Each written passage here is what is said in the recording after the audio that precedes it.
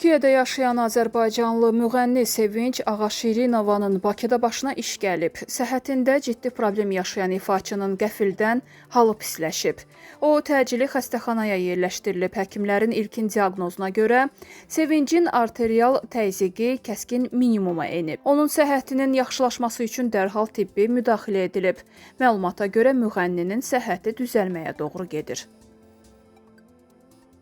Sumqayıt şəhər İsmət Qayıbov adına bir nömrəli məktəbin müəllimi vəfat edib. Adı çəkilən məktəbin riyaziyyat müəllimi Şəlalə Əliyeva uzun sürən xəstəlikdən sonra dünyasını dəyişib. Allah rəhmət eləsin.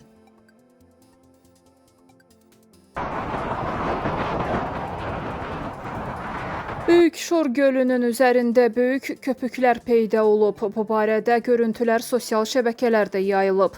Kadrlardan aydın olur ki, köpüklər gölün üzərini ağ örpəyə bürüyüb. Üstəlik paytaxtda əsən güclü külək köpüyün göl kənarına çıxmasına səbəb olub. Məsələ ilə əlaqədar aidiyyatı quruma sorğu ünvanladıq. Məlumat veriləcəyi təqdirdə xəbər yenilənəcək.